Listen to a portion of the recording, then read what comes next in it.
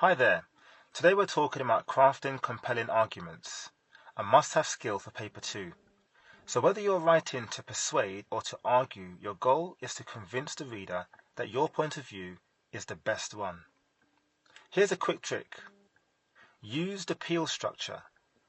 Start with a clear point, back it up with evidence, and explain why it matters.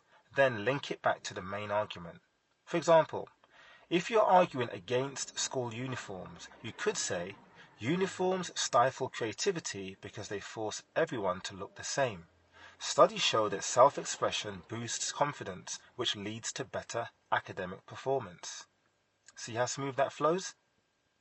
Oh, and don't forget you should also include counter-arguments. Addressing opposing views shows you've thought about the subject deeply.